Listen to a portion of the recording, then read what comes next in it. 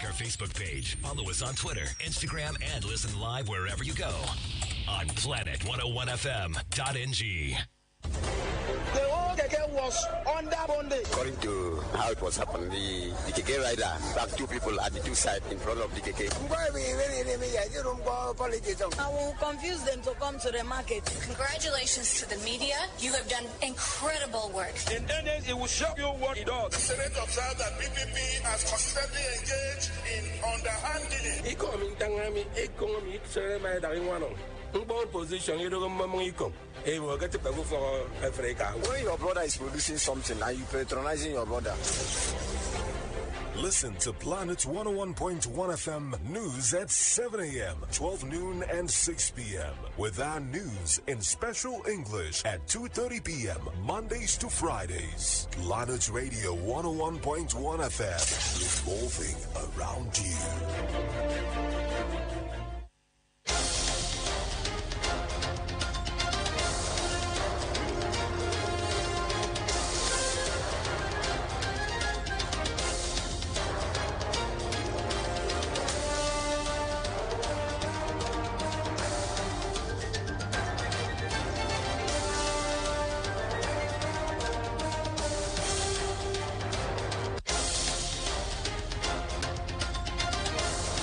The news at noon.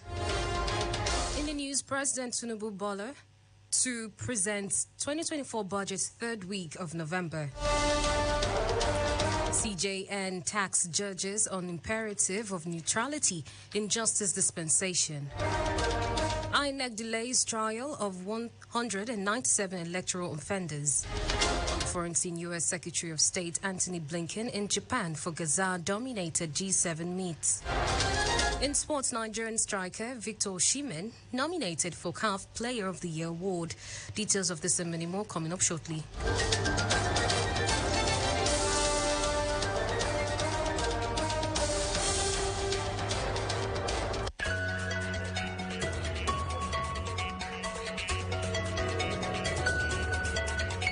Good afternoon and welcome to the news on Planet Radio 101.1 FM Uyo. I am Mary Joseph.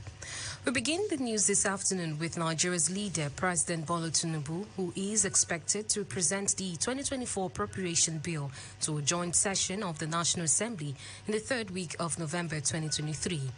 According to reports, the president will present the documents to lawmakers in the week beginning November 20th, 2023, to, among other things, maintain the January-December budget implementation cycle. Recall that the Federal Executive Council had on October 16th projected 26.01 trillion naira as expenses for the 2024 fiscal year. This is as it approved the medium-term expenditure framework for 2024-2026. The federal government affirmed that the administration would maintain the January-December budget implementation cycle, saying the president would soon present the 2024 appropriation bill to the National Assembly to ensure its ratification before December 31st, 2023.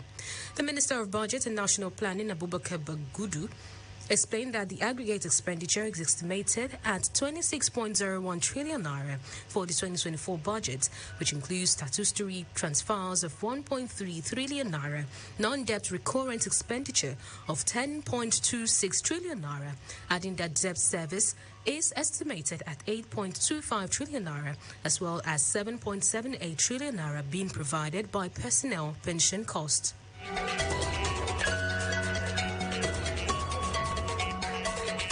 In the meantime, President Tinubu has launched an agricultural extension policy to improve dissemination of innovations and technology to farmers to achieve food security. The president, while launching the policy at the opening ceremony of the 6th Africa-wide Agricultural Extension Week, said the manual would benefit extension administrators, subject matter specialists, extension agents, as well as farmers along the agricultural value chain. Tinubu, who was represented by the Minister of State for Agriculture and Food Security, Aliyu Abdullahi, said the extension policy would provide a pragmatic, effective, and efficient demand-driven, pluralistic, ICT-enabled, and market-oriented extension service to all stakeholders, including youths, women and people with special needs to optimally use resources to promote sustainable agriculture and socio-economic development of the country. Meanwhile, the Southwest Social Political Group Yoruba Ronu Leadership Forum YRLF commended the decision of France to refund the $150 million loot of the late military head of state, General Sani Abacha, back to Nigeria as a grant. President of the group, Akim Malal Olu, who spoke with newsmen, enjoined Tinubu to put such repatriated money into judicious usage.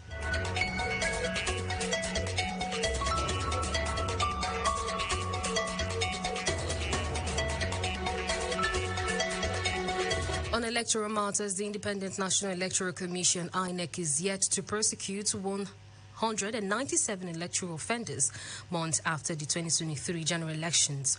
Recall that the Commission had on May 2nd, 2023, said it would prosecute the 215 case files handed over to it out of the 774 persons arrested for various electoral offences by the Nigerian police force during the 2023 polls. The Commission said it was partnering with the Nigerian Bar Association, which offered pro bono legal services for the effective prosecution of the electoral offenders arrested during the 2023 general elections. According to reports, out of the 215 files received by the Commission, 197 cases that are electoral offences would be handled by INEC and the NBA. In a separate development, Justice Olukayode Adeniji of the Federal Capital Territory High Court has restated his earlier order to the Economic and Financial Crimes Commission, EFCC, to unconditionally release former Governor of the Central Bank of Nigeria, CBN, Godwin Emefiele, or present him for bail. The reoccurring followed the failure of the anti-graft agency to produce the defendant in court in defiance of last Thursday's order. At resumption of hearing, the respondent counsel told the court that the applicant failed to attach the necessary documents to enable them to respond. When the court inquired, if the applicant was in possession of the order for Emefiele's unconditional respondent, counsel responded in the negative, admitting that the affidavit filed by the applicant was not attached with the exhibits. The court, however, observed that the excuse by the respondent was not strong enough to flout the order. Consequently, it reiterated that the CBN ex-governor should be immediately released unconditionally or produced in court for bail or the next adjourned date. The court, while directing the applicant's counsel to exchange the necessary documents with the respondent's counsel before the next meeting, thereafter adjourned to November 8th for the hearing of the pending motion.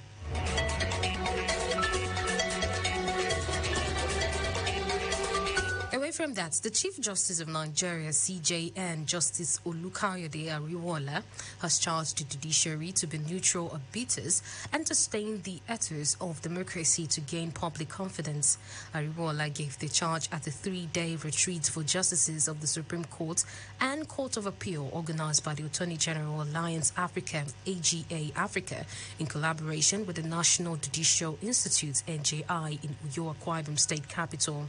The CJN, represented by Justice Helen Ogunwumiju, said that the theme of the retreat, which is achieving efficiency and effectiveness in the judicial system in Nigeria, was apt, adding that such retreat would serve as a constant reminder to judicial officers of the crucial role they play in the society towards the attainment of a sustainable and stable polity. He charged them to utilize the opportunity to engage in meaningful discussions, share best practices, and generally learn from one another. In a welcome address, NJI Administrator Justice Salisu Abdullahi stated that a vibrant and independent judiciary manned by upright judicial officers remained indispensable to the sustenance of public confidence in the administration of justice. He added that the theme of the retreat could not have come at a better time, as it would afford the justices the opportunity to appraise the judicial system with a view to preferring interventions for improvement.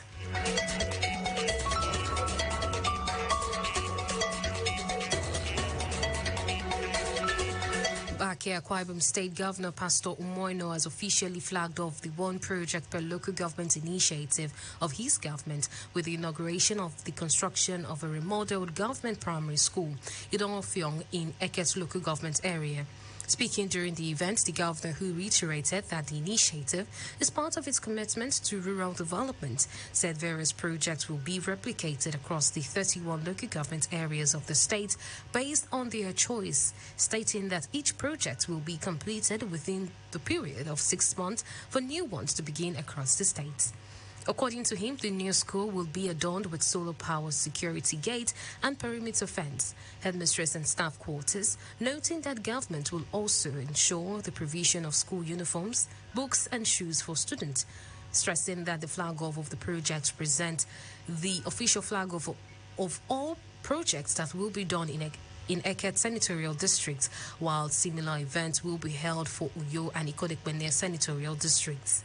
The governor noted that the move was in line with his determination to curb the issue of out-of-school children and ensure that education is made attractive to them by the provisions of their basic needs and a conducive learning environment for them with modern facilities to enable them compete with their counterparts at the urban areas. He also reiterated that some students in the rural areas will be picked and sent to the United Kingdom by the government on an exchange program. We're here to begin to lay the foundation and flag off the first project that will go around 31 local governments in this state. What we have now, all will come down. Is redesigned, and then we will ensure that we put adequate security here. We'll fence it round with security gates. We'll use solar to power the school, and then we'll provide books, we'll provide uniforms, we'll provide shoes. Whoever will be the headmistress must live on campus, because some of us will remember when we went to primary school that teachers lived right on the school compound, and they were able to help. So that's what we are returning back to. Governor Eno used the occasion to urge international oil companies, IOCs, operating in the states to support his rural development drive by adopting any of the project and replicating same in their host communities as part of their corporate social responsibility. He also disclosed that a bill will soon be sent to the State House of Assembly on Security Trust Fund, which will ensure that companies operating in the states contribute to the Security Trust Fund to enable the government continue in the sustenance of peace and security in the state. As companies around here, all of the IOCs, all of the companies doing business in this senatorial district, so please adopt any project and support us in our rural development drive. It is not enough for you to just do business in this environment. We provide you the ambience, we provide you the enabling environment, and you are not partnering with government to help these people. So we please appeal to companies doing businesses in each senatorial district to adopt a project and have the opportunity to write your name in gold. All other companies, banks, all of you, not only in Lagos will you adopt projects, you have to adopt here too. Giving details of the remodeled school, the Commissioner for Special Duties and Ibom Deep Sea Ports, Dr. Basi Okun, thanked the governor for approving the project, noting that the new school project will include classrooms for the pupils, clinic, assembly hall, toilets and water facilities, amongst others. The basic overview of this project is that upon completion, we are going to have a standard classroom sizes for the pupils, solar lighting system, sick bay, water infrastructure to provide for the sanitary, standard football size, ICT lab, and we look at also security posts. We are going to have a security post such that people don't come into the school the way they like. We are going to have a residential quarters for teachers that are going to be within the school upon completion. The school is going to be furnished with a standard assembly hall, fire and life safety equipment. Government House correspondent Jane Uwa reports that in their goodwill messages, the State Commissioner for Local Government and Chieftaincy Affairs, Frank Achibong, the paramount ruler of Eket's local government area, His Royal Majesty Adidem ECD Abie, and the chairman of Eket's local government area, Akaniye Antony, had appreciated the governor for his commitment to the development of Eket and assured him of their unloyal support to his government. Listening to the news on Planet Radio 101.1 FM Uyo. Let's take a breather and then bring you more stories from our foreign sports and entertainment scenes. Do stay with us. What's in a woman? Women carry a worth more prestigious than fine stones. We are landmarks of triumph and integrity, humility, beauty, God implanted power and poise. Women always have to be strong, for often our meekness is misconceived as weakness. This woman's weakness is love. Every Thursday, 11 to 11:45 a.m. The Woman's Diary on Planet Radio 101.1 FM. Don't miss it.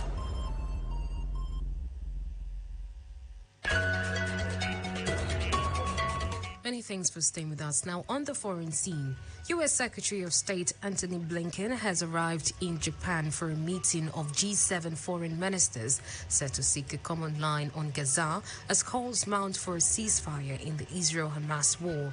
A senior State Department official said that arriving for 2 days of discussion in Tokyo following his latest whirlwind tour of the Middle East, Blinken was set to brief his counterparts on his trip and progress on delivering humanitarian assistance to civilians in Gaza and efforts to contain the conflict.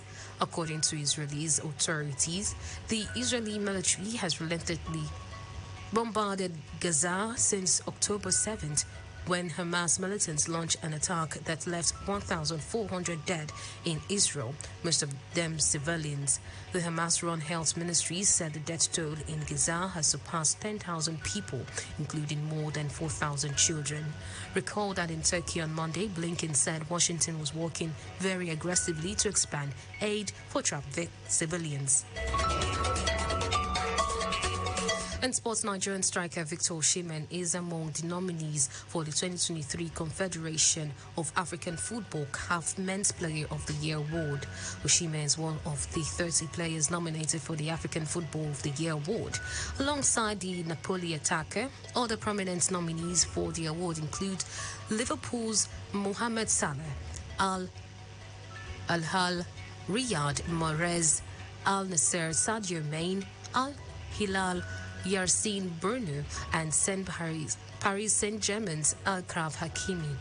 Osimhen's impressive performance includes scoring 26 goals in 32 appearances, contributing to Napoli's Serie A title win for the first time in 33 years last season. He also clinched the Golden Boot as Serie A's top scorer and netted 5 goals in 6 UEFA Champions League matches for Napoli. Notably, Osimhen secured the 8th position in the final Ballon d'Or top 30 rankings for this year. Reports say that Osimhen is aspiring to become the first Nigerian to win the CAF award since Arsenal's legend Nwankwo Kanu claimed the prize in 1999. On our entertainment scene, former Big Brother Niger All-Stars contestant CC has celebrated her 31st birthday, and fans surprised her with a new house in the Lekki area of Lagos State. In a video circulating on social media, CC is visibly emotional and overwhelmed by the generous gifts. In her Instagram post, she expressed her gratitude, saying she is overwhelmed. It's been the news on Planet Radio 101.1 FM Uyo, but before we go, a recap of the major stories.